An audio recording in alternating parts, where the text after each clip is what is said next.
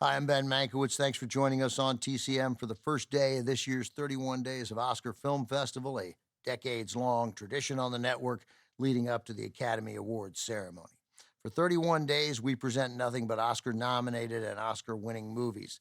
This year, we've divided them into categories that share a common theme or setting. Tonight, our movies are hitting the wedding circuit. Up next, several wedding ceremonies in England with Hugh Grant and Andie MacDowell. From 1994, directed by Mike Newell with a screenplay by Richard Curtis, one of the great romantic comedies of my lifetime, 4 Weddings and a Funeral. In the past, I've spoken about a truth that really can't be denied. Nobody actually wants to go to any wedding, much less a seemingly endless series of them, but that's what happened to screenwriter Richard Curtis, who served as an executive producer on the film as well. Curtis's Oscar-nominated script came to him in his mid-30s when he realized he had attended an absurd number of weddings, 6 dozen by his estimation. At one in particular, Curtis met an attractive young woman, but he failed to follow up on the encounter, a missed opportunity that led him to create this international box office hit. Hugh Grant delivers a star-making performance here as Charles, a young English bloke who spends most of his free time attending weddings every weekend along with his close-knit group of friends, spectacularly played by Kristen Scott Thomas, James Fleet, Simon Callow, John Hannah, Charlotte Coleman, and David Bower as Charles's brother.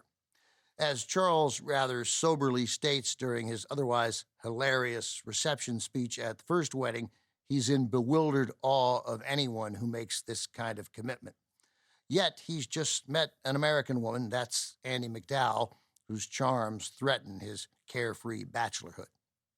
As I mentioned, Richard Curtis earned an Oscar nomination for his original screenplay, and 30 years later, the Motion Picture Academy honored him with the Jean Hersholt Humanitarian Award, which was presented by Hugh Grant. Grant and Curtis have worked together on several huge hits, notably Notting Hill and Love Actually. This is their first collaboration, a Best Picture nominee from 1994, also with Rowan Atkinson exhibiting his comedy brilliance in a small role as a minister at one of the weddings. Here's 4 Weddings and a Funeral.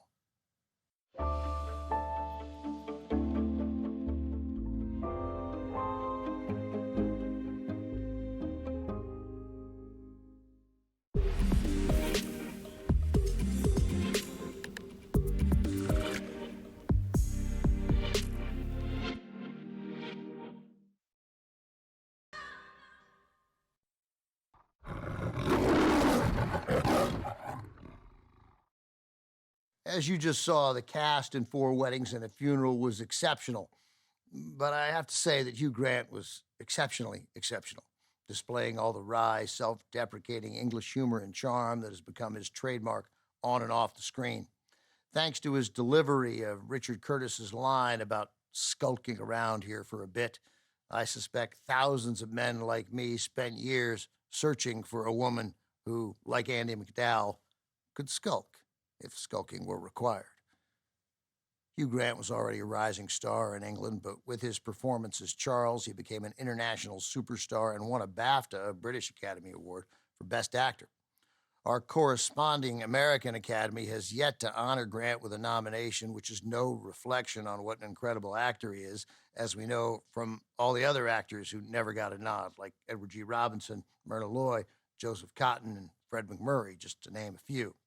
Obviously, Grant is still in the running as he keeps churning out great performances, as in Guy Ritchie's The Gentleman from 2019 and the 2024 horror movie Heretic, which also earned him a BAFTA nomination.